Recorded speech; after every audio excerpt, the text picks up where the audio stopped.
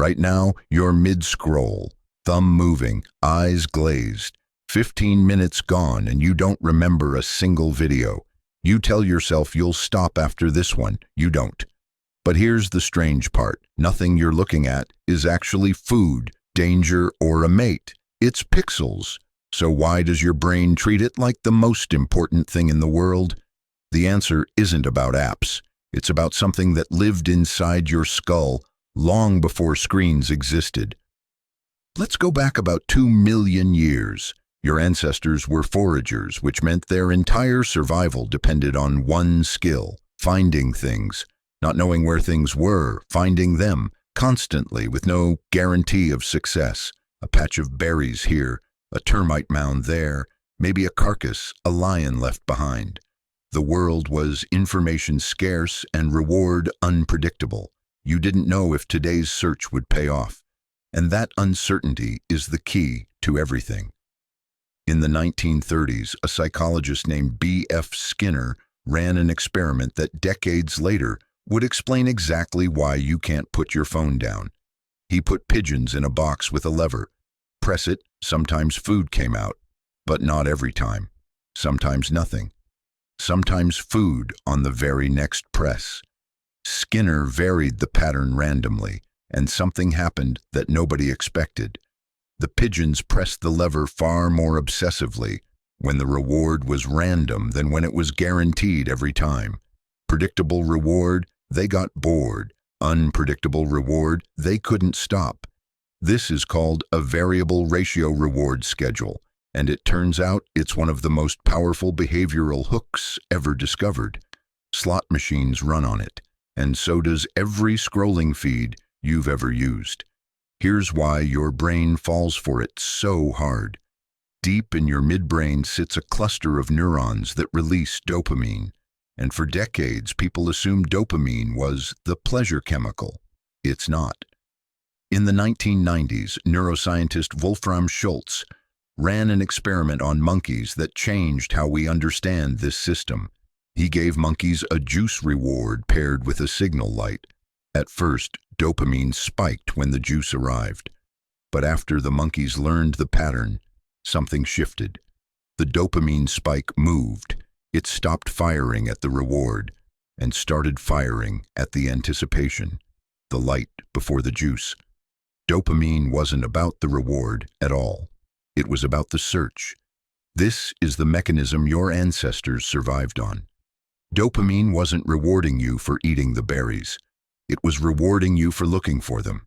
It kept you moving through the landscape, checking one more bush, one more riverbank, one more turn in the trail, because the next spot might be the one with food.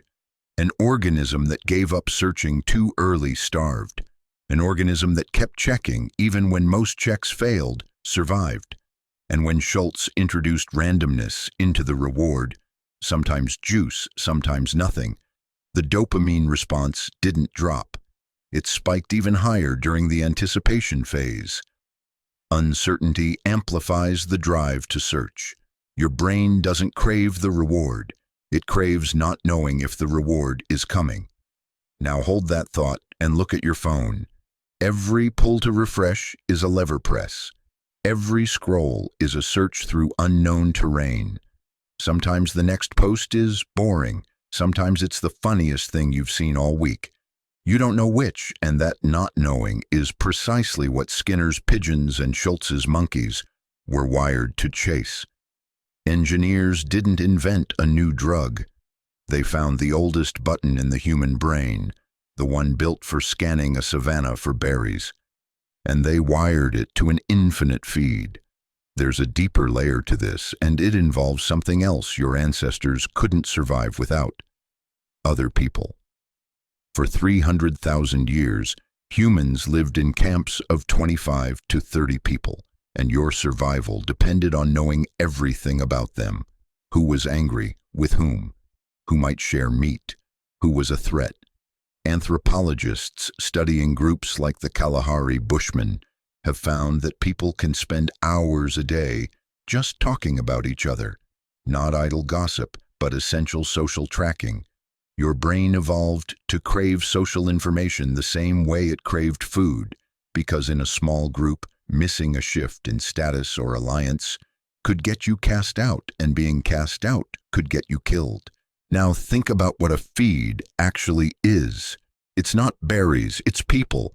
Hundreds of them, thousands of them, arguing, celebrating, breaking up, showing off, in trouble, doing something you've never seen.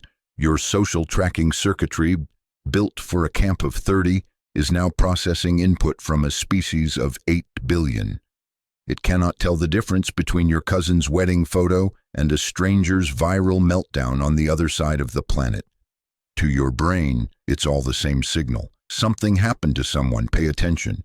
And every one of those posts is uncertain until you open it, which is why notifications work the way they do. A red dot doesn't tell you what's behind it. It just tells you something is behind it. Your brain, still running on ancient code, treats that unopened notification exactly like an unchecked bush that might have berries. It has to know. Here's the part that should unsettle you. In the ancestral environment, the search always ended. You'd check the bush, find berries or not, and move on. There was a bottom to the world, a finite number of bushes, a finite number of people in your camp. Eventually, you ran out of things to check, and your brain let you rest. A modern feed has no bottom.